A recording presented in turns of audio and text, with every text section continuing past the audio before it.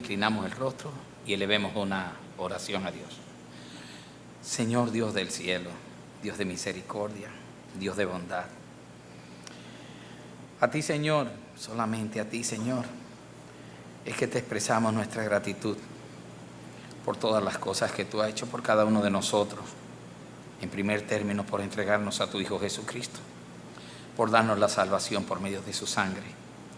A ti, Señor, queremos darte gracias por esta tu palabra, con la cual, Señor, podemos guiar nuestros pasos para así seguir según tu voluntad y no andar según nuestros designios. Ayúdanos, Señor, que ahora que vamos a estudiar una porción de la misma, pues nuestro corazón se abre y nuestro entendimiento y podamos aprovecharla, Señor, y que llegue y anide en nosotros y la pongamos por obra.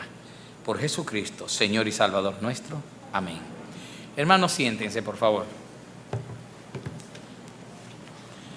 Vamos a abrir nuestras Biblias, como ya todos saben, en la carta de Judas.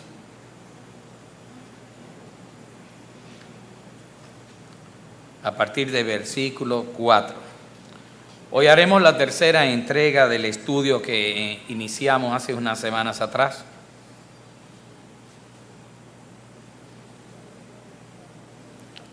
Carta de Judas, el libro antes de Apocalipsis.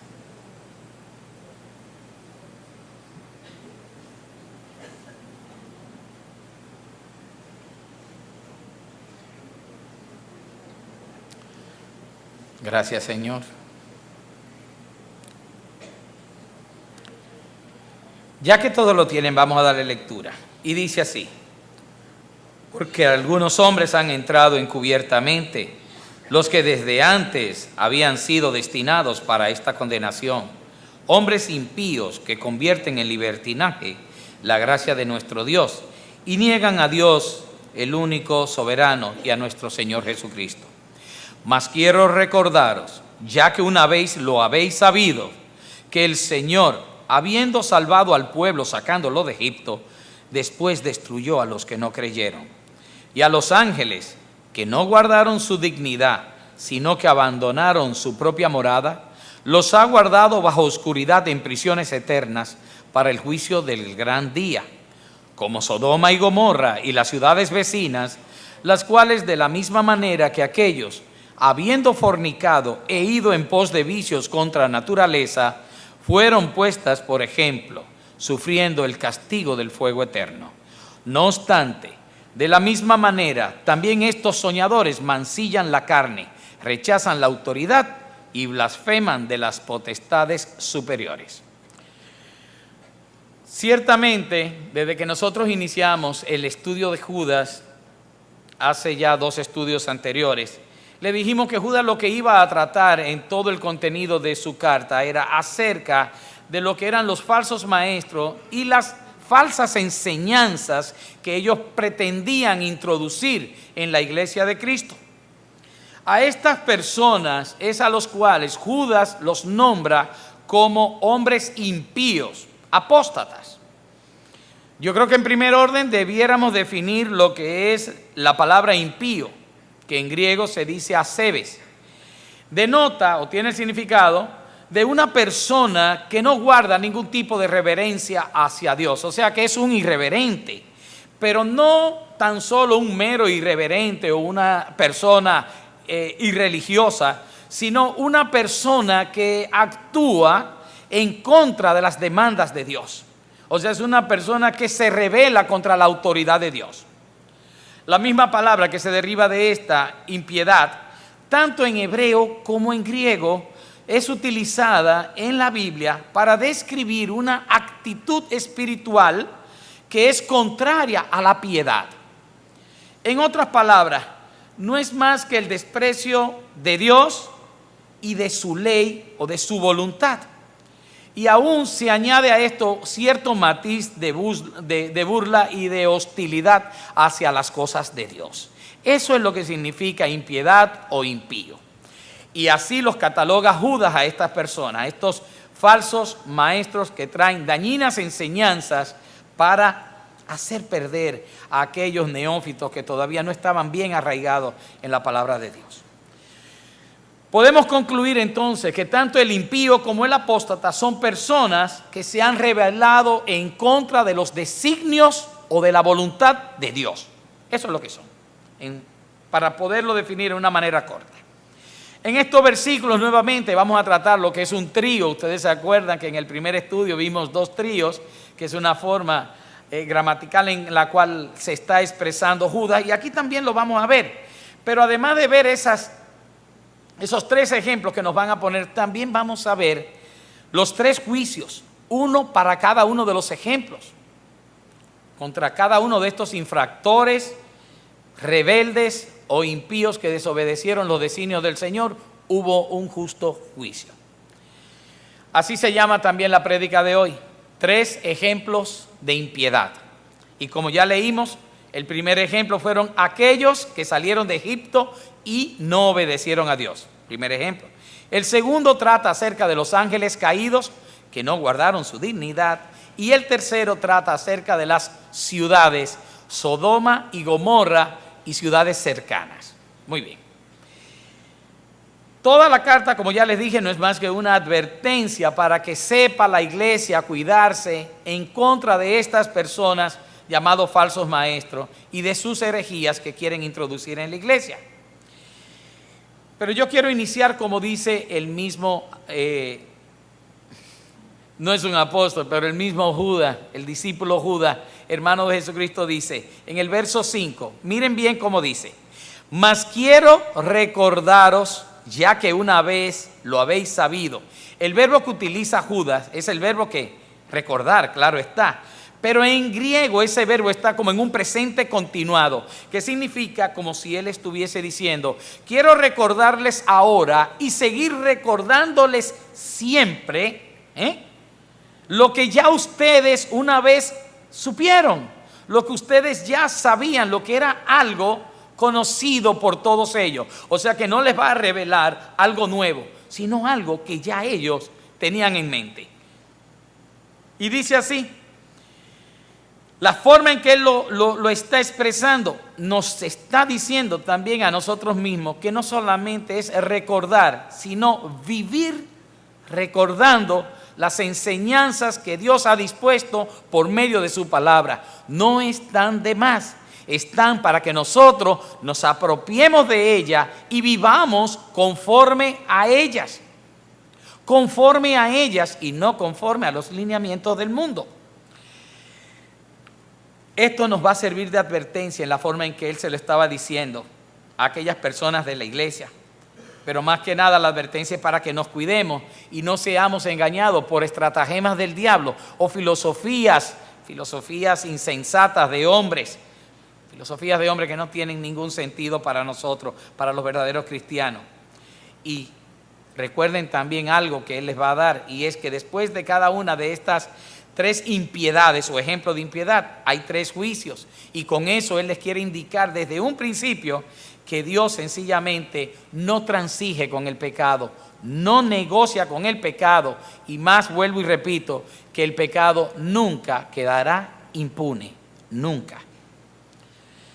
Vamos a traer entonces a la memoria también de nosotros, como Judas hizo, estos tres eventos, estos tres episodios que eran conocidos por ellos y creo que también todos nosotros conocemos.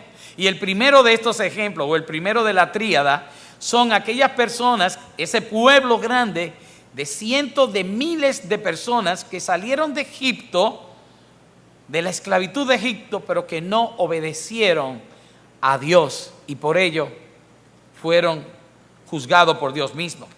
Dice en Deuteronomio 1:21, si quieren lo buscan algunos, yo sencillamente voy a ir cortando algunos de los versículos para darnos prisa en esto.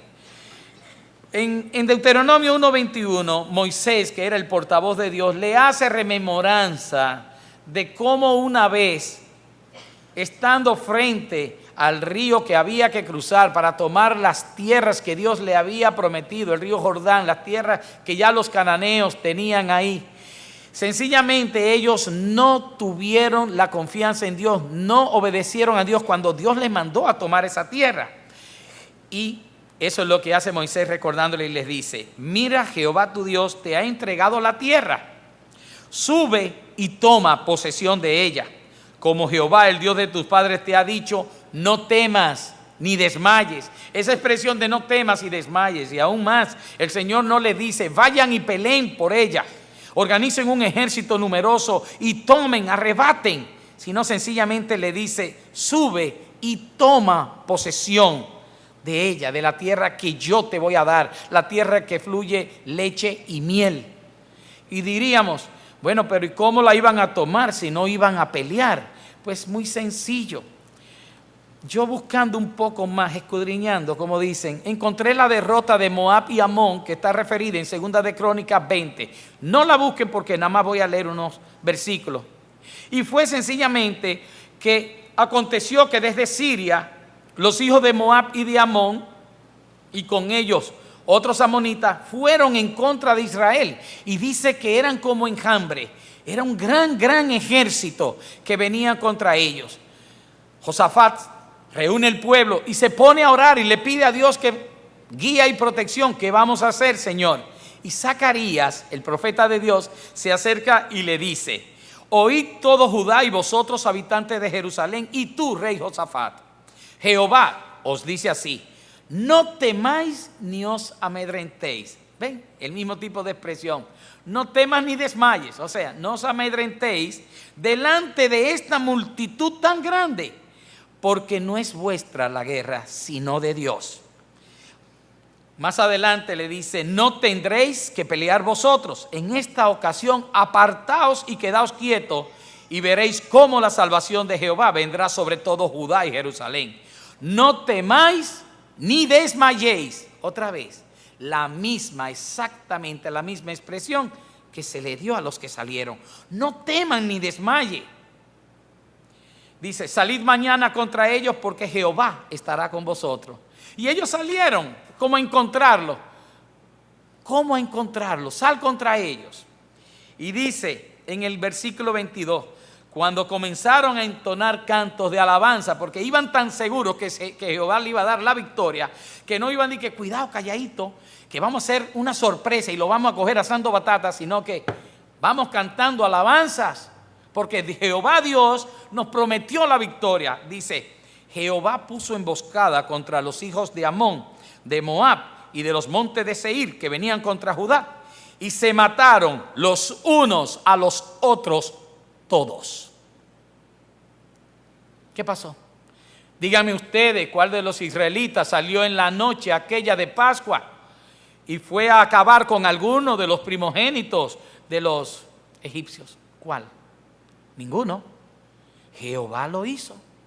Y asimismo Jehová fue quien iba a pelear la batalla de ellos. Nada más le dijo, suban y tomen la tierra. Ellos no tenían espadas ni nada. Lo que ellos le pidieron cuando salieron de Egipto a los egipcios fueron prendas, joyas, vestimenta.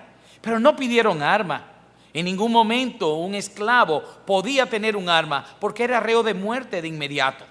O sea que el Señor sabía que lo estaba mandando. Le dijo, vayan y tomen la tierra, desarmados, no importa, tómenla, yo se las voy a dar, ya yo se la he dado. No temáis ni desmayéis. Casi nos lo está diciendo a nosotros. Y así mismo ocurre cuando nosotros tenemos que cruzar al otro lado, ya no el río Jordán, cuando tenemos que hacer el cruce, salir de Egipto para cruzar, ¿a dónde? A un estado de gracia por medio de la sangre de Jesucristo, donde el Señor también nos dice a nosotros, no temáis ni desmayéis, sigan adelante, apropiate de las bendiciones que hay guardadas para aquellos que creen en la sangre redentora de mi Hijo. No podemos llegar a los pies de Cristo con dudas, con miedo y con temores. No estamos llamados a eso. ¿Qué hicieron estas personas? Bueno, una vez que llegaron al río le dijeron a Moisés, espérate, vamos a mandar uno de cada tribu, espías, para que nos digan por dónde subir. No fue otra cosa, así mismo fue que le dijeron, que nos traigan razón del camino por donde hemos de subir y de las ciudades a donde hemos de llegar, no a las que hemos de atacar, sino a donde vamos a llegar. Y dice Moisés que a él le pareció bien la propuesta y tomó uno de cada tribu y los mandó. Ellos vieron lo que había, los 12 regresaron y oigan lo que dijeron en el informe. Es buena la tierra que Jehová nuestro Dios nos da. Ellos reconocían eso. Igual que todos reconocemos que la salvación viene por Jesucristo, pero después le ponemos una coletilla y le ponemos un pero a las cosas. Pero yo no puedo andar tan rápido, yo tengo que hacer las cosas momentáneamente, pero yo estoy viviendo en el mundo, yo no estoy fuera del mundo. Y tengo que adecuarme a las cosas de Dios y buscar un equilibrio con las cosas del mundo. Nada más falso que eso. El Señor iba a obrar milagros con ellos y el Señor obra milagros en los nuevos creyentes. Sencillamente, ¿qué hicieron? Llenaron de temor su corazón porque dijeron, ahí hay ciudades tan altas con muros que llegan hasta el cielo y son muchos pueblos, más que nosotros. O sea, vieron cómo estaban fortificados y lo numerosos que eran. Y ahí están los hijos de Anac, que eran los gigantes. Dice Moisés, no quisisteis subir, sino que fuisteis rebelde al mandato de Dios.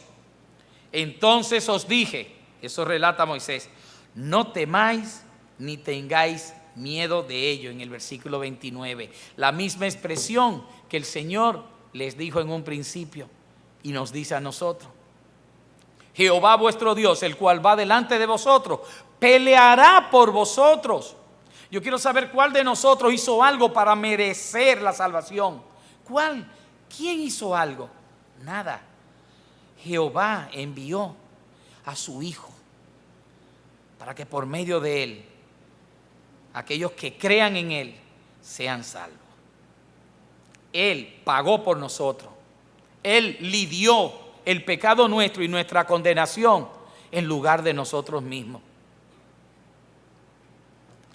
Y dice, pero ni aún así creísteis a Jehová vuestro Dios. Y Dios sencillamente hizo inmediatamente que un juicio, y el juicio fue sencillamente, ningún solo hombre de esta mala generación verá la buena tierra que juré que habría de dar a vuestros padres, excepto dos personas, Caleb y Josué. Ningún hombre en edad de pelear, hombre, no estoy hablando de niños, de esa generación, logró cruzar el Jordán. Solamente aquellas dos personas que dijeron, pero hemos de tomar la tierra que Dios nos dio, aquellos que sí le creyeron a Dios. Por lo tanto, ese primer ejemplo que lo que está hablando es las personas que luego de que fueron liberadas del yugo de la esclavitud, vienen a morir en 40 años en el desierto por haber desobedecido a Dios, por falta de fe y falta de obediencia, ya que no le creyeron a Dios. Dios ciertamente es amor y lo demostró cuando tomó este pueblo y lo hizo su pueblo y lo sacó de Egipto y le dio la libertad que solamente tenemos por medio de Él. Pero Dios no deja sin juicio y castigo la desobediencia. No porque Él haya sacado esos cientos de miles iba a perdonar esa infracción. No. Dios actuó inmediatamente y tuvo juicio contra ellos. De modo que ese pueblo que Dios había salvado, ese pueblo que Dios liberó de Egipto, lo condenó a morir en el desierto. Aún ni siquiera el mismo Moisés pudo pisar por causa de ellos la tierra prometida. Aprendemos de esto que Dios no negocia con el pecado. No. Aunque muchos hoy piensan equivocadamente que sí, que Dios lo va a hacer. Dios es un Dios justo y severo y que castiga con mano fuerte la impiedad del hombre. Esas son de las enseñanzas que quiere que saquemos de estos ejemplos el discípulo Judas. Recordemos, como dice en Nehemías, Jehová es tardo para la ira y grande en poder. Se lo demostró cuando lo sacó. Y dice, y no tendrá por inocente al culpable. No es cierto, no tendrá por inocente al culpable. Eso mismo que ocurrió con ese pueblo de Egipto sigue ocurriendo muchas veces en los días de hoy, que personas que profesan creer en Dios y luego de haber creído se ponen a escuchar cantos absurdos de sirena y sencillamente desobedecen a Dios y no llegan a cruzar el río del otro lado y apropiarse de esa tierra prometida que Dios nos ha dado a todos los que creemos en el Hijo. Por eso dice Juan en su primera carta, salieron de nosotros porque no eran de nosotros. Ustedes ven, mucha gente se empieza, llega a la iglesia y después así mismo van queriendo como hacer yo diría que ese equilibrio imposible de acomodar las cosas que hacían en Egipto con las cosas de la tierra prometida. Las cosas del mundo con el estado de gracia que vamos a tener en cuanto nosotros verdaderamente entreguemos nuestras vidas a Jesucristo. Yo pienso que esas personas están pretendiendo muchas veces un trato especial por parte de Dios y no entiendo qué Dios es. Porque si es el Dios que nos está presentando la Biblia, si es el Dios que vimos que hizo lo que hizo con el pueblo cuando salió de Egipto, ese Dios no hace negociaciones ni tiene preferencia alguna. Ese Dios no es diferente el de antes que el de ahora. Es el mismo Dios. ¿Por qué pretendemos nosotros que sí, que podemos cambiar a Dios? Dios es inmutable. En Él no hay ni siquiera sombra de variación alguna. No hay duda en Él. Es imposible que nosotros pensemos que Dios en un momento dado lo que dijo que era malo, pues lo va a dejar pasar como bueno. Jamás, jamás. Dios no está circunscrito a lo que el hombre piense acerca de Él en ningún momento. Y va a juzgar al hombre por cada acto, por cada obra que Él haga. Toda obra será juzgada, dice la palabra.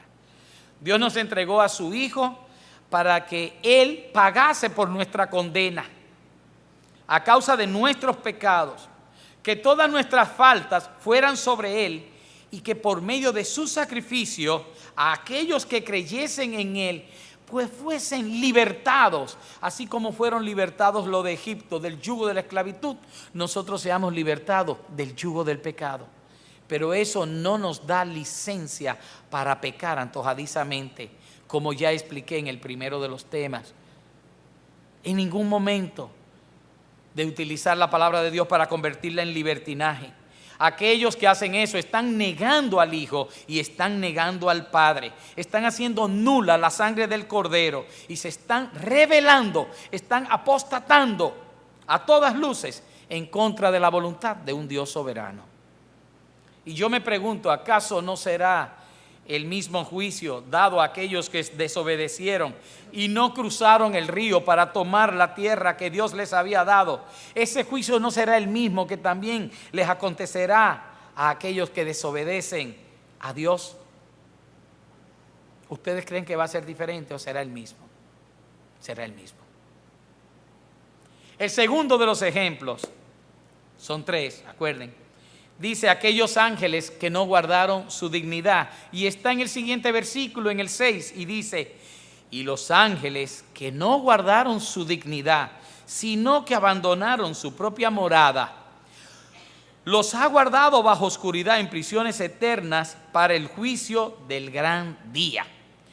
Judas nos recuerda en este segundo ejemplo, un ejemplo de impiedad, igual que el primero, al referirse a estos ángeles, que aún estas criaturas espirituales hechas por Dios, al igual que el hombre, creación de Dios, que no guardaron su dignidad y su sitial, sino que se rebelaron en contra de la voluntad de Dios y fueron apóstatas, porque eso es lo que es un apóstata, un rebelde en contra de la voluntad de Dios, porque quisieron ir a favor o en camino de sus propios designios y sus propios deseos. Los ángeles, al igual que los hombres, porque habla claramente, fueron hechos en un inicio con libre albedrío. Y algunos así, algunos de los ángeles, como igual hizo Adán y Eva, siguieron su propia voluntad y desobedecieron a Dios. Y recibieron de inmediato la retribución, el justo castigo, como consecuencia de su falta. Mientras el hombre fue echado, sacado inmediatamente de la presencia de Dios, estos ángeles también fueron sacados y encerrados en prisiones oscuras de eternidad, dice, reservadas para el día del juicio. En el caso de los ángeles nos dice que la falta que cometieron está descrita en Génesis capítulo 6, versículos 2, cuando dicen que viendo los hijos de Dios que las hijas de los hombres eran hermosas, tomaron para sí mujeres, escogiendo entre todas. Yo sé que muchos piensan que es un texto oscuro, No es un texto donde pudiéramos ahondar, sino es un texto donde debemos llevarnos tan solo de la palabra y ver lo que ella nos dice.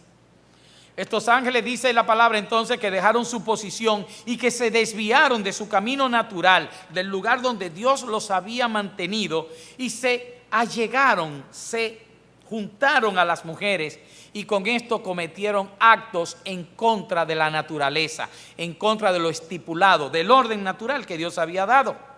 La frase contra naturaleza se encuentra en griego y es la siguiente. Dice sarcos hetera y significa sencillamente carne extraña.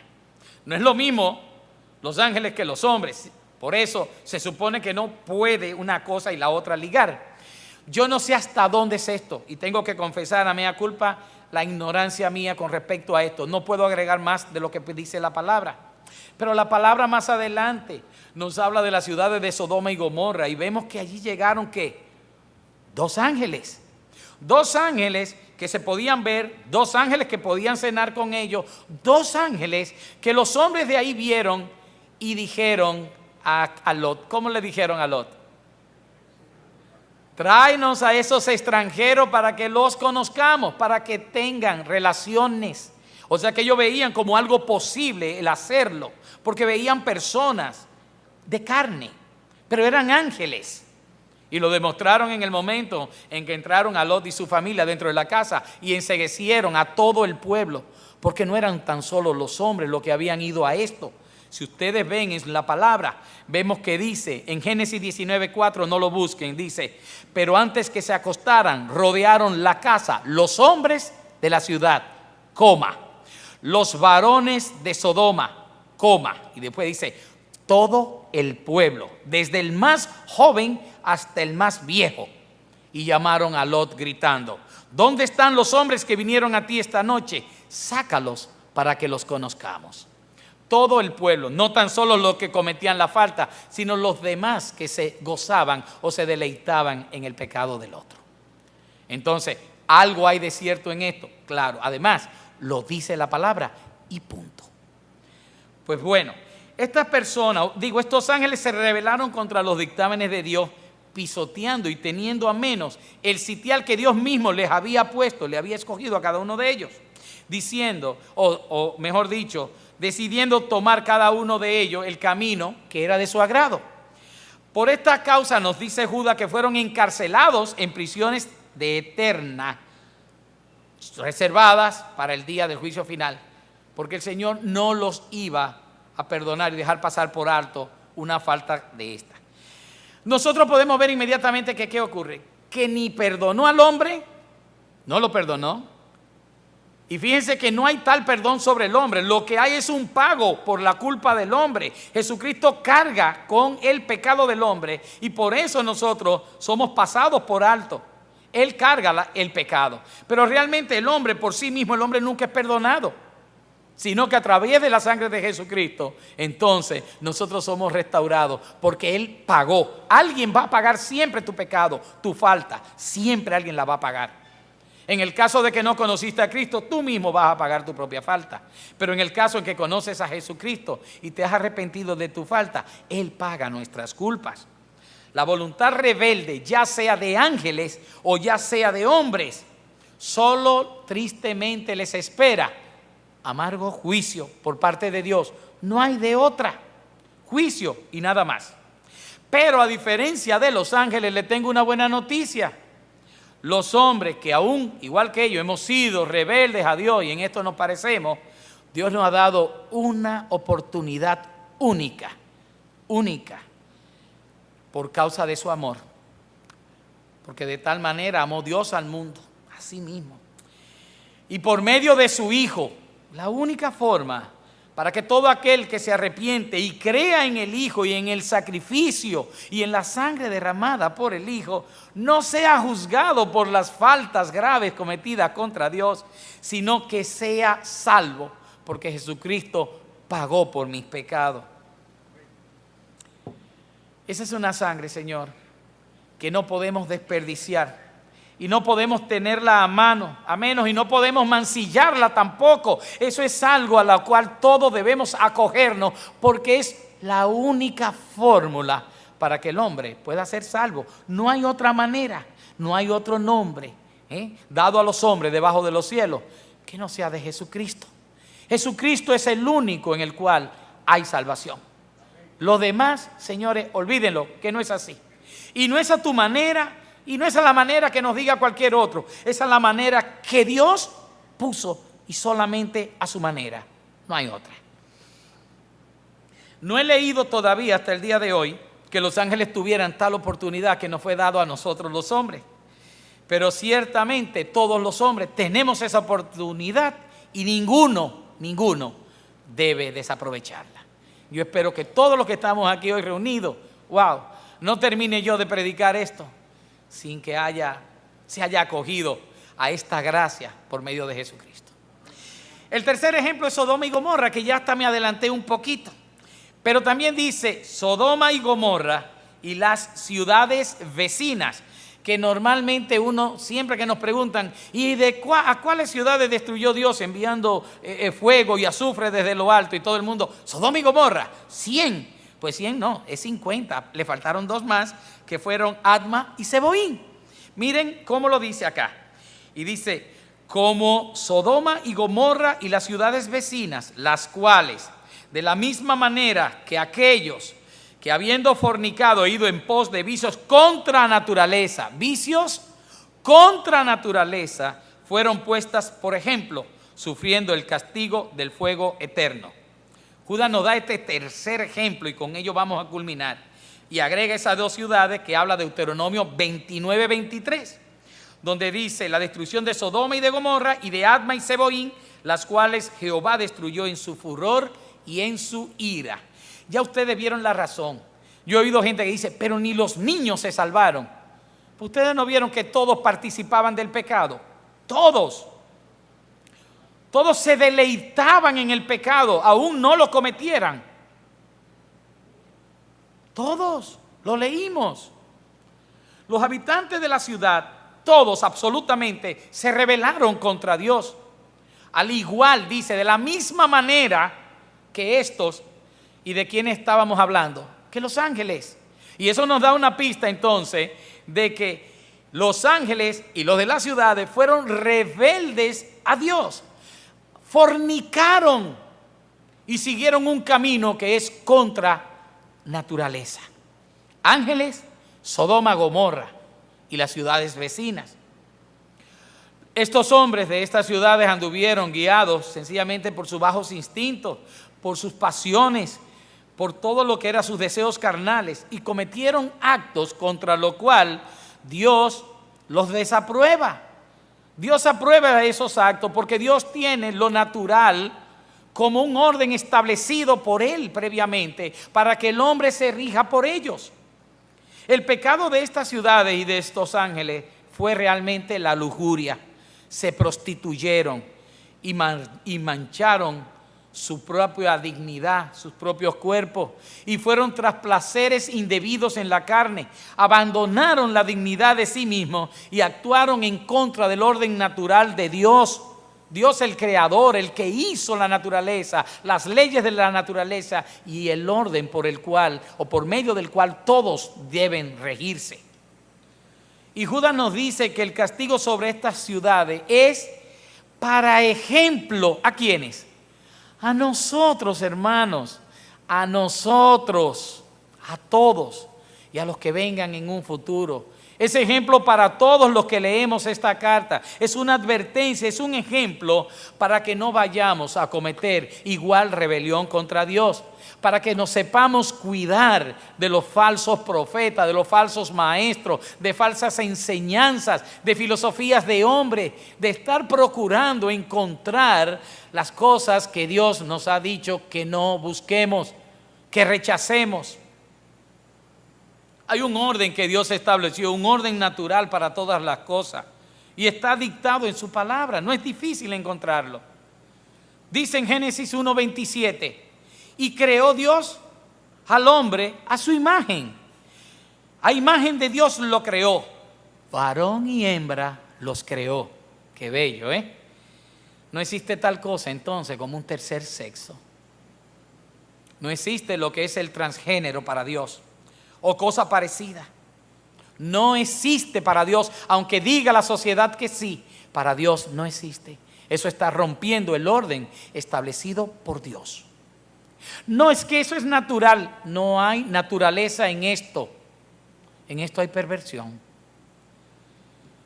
Génesis 2:24 más adelante nos enseña también otro orden divino, algo natural en los hombres. Y dice, por tanto, dejará el hombre a su padre y a su madre y se unirá a su mujer y serán una sola carne.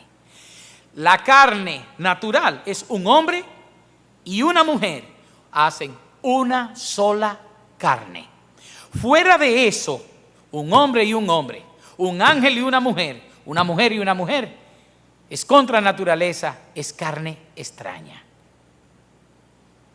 Es sencillo, sarcos hetera, como les enseñé ahorita. Eso es lo que es. Dios instituyó el orden de un hombre y una mujer. Dios instituyó el matrimonio. El matrimonio no es una invención del hombre. El hombre no puede coger el matrimonio y decir, y ahora tienen derecho a casarse los que son de un mismo sexo. Eso es un mamotreto. Eso no es un matrimonio. No lo es. ¿Usted va a obedecer a los hombres y desobedecer a Dios? Bajo ningún concepto. Porque entonces ya no somos de Cristo, sino que somos del mundo. Y nunca cruzamos el río. Nunca llegamos a la tierra prometida. El que no sabe tomar esta palabra, por ejemplo, el Salmo 119, en el versículo 59 dice, consideré mis caminos y volví mis pies a tus testimonios. Y sigue, me apresuré y no me retardé en guardar tus mandamientos. Y termina diciendo, compañías de impíos me han rodeado, mas no me he olvidado de tu ley. Eso es lo que significa realmente guardar. Aunque estemos rodeados por una sociedad permisiva, la palabra de Dios dice cómo son las cosas y así mismo debemos reconocerlas también nosotros. Dios instituyó el matrimonio y lo conforma como la unión de un hombre y de una mujer. Y solo eso es un matrimonio. Vuelvo y repito, no dos personas del mismo sexo, que es contra naturaleza, contra lo dispuesto por Dios y por tanto es una rebelión flagrante contra Dios mismo. Pablo decía que el hombre, habiendo olvidado al Creador, dice, pecó gravemente contra el orden establecido de Dios. Y él nos describe en Romanos 1:27 acerca de ello y dice, de igual modo también los hombres, dejando el uso natural de la mujer, y caemos otra vez en la palabra, el uso natural, la carne del hombre, la carne de la mujer, es lo natural y hacen una sola carne.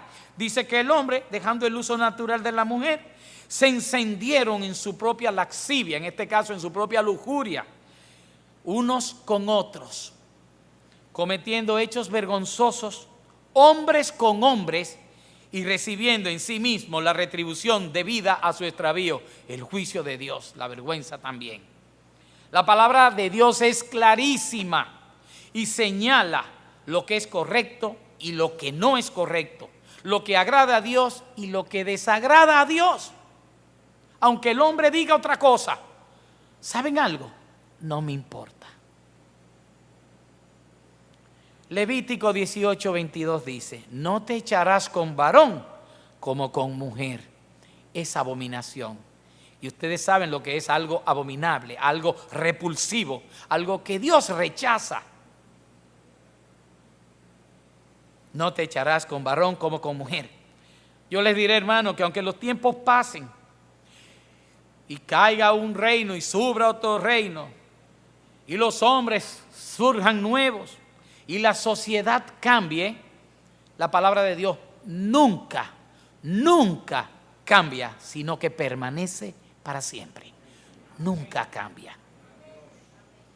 Aunque los hombres se perviertan, la sociedad se pervierta y le digan a lo malo bueno, nuestro decir deberá ser siempre como nos enseñan las Escrituras. A cada cosa llamarla por el nombre que son, al pan pan y al vino vino, lo que está bien y lo que está mal, bueno, depende. No, lo que está mal y punto. Aunque parezcamos arcaicos, desfasados, fuera de onda, arbitrarios, trogloditas, homofóbicos, no es necesario que sigamos los lineamientos del mundo en ningún momento, sino que sigamos los lineamientos de las Escrituras, la voluntad de Dios y no la de los hombres. Que procedamos de igual manera que lo hizo Pedro y aquellos apóstoles, Juan y otros que le acompañaban, cuando fueron tomados y arrestados por las autoridades, los alguaciles del templo, y llevados ante el Sanedrín. Y les fue prohibido predicar en el nombre ese. ¿Se acuerdan? No querían decir ni siquiera el nombre de Jesús. Y no predicar en el nombre ese. Y dice en Hechos 5:29, respondiendo Pedro y los apóstoles, o sea que era algo común a todos ellos, era un mismo sentir, un mismo espíritu, dijeron, es necesario obedecer a Dios antes que a los hombres. Amén. Obedecer a Dios antes que a los hombres. Ahí no fue, bueno, veremos, vamos a negociar eso, a veces sí, a veces no. No hay negociación posible, no la hay. Con esto concluyo. Hoy en día el pecado que afectó a aquellas personas que salieron de Egipto, el mismo pecado también que afectó a los ángeles que perdieron su dignidad y el sitial en que Dios los puso, ellos lo abandonaron. Y los habitantes de Sodoma y Gomorra y las otras ciudades vecinas está más que nunca presente en la sociedad de hoy y en el corazón de los hombres. Ese pecado de rebeldía, porque eso fue de impiedad. Esas personas se rebelaron contra los designios de Dios, de rechazar los mandamientos. Y cuando me refiero a los mandamientos, estoy hablando de todo lo que sale de la boca de Jehová. Es mandato.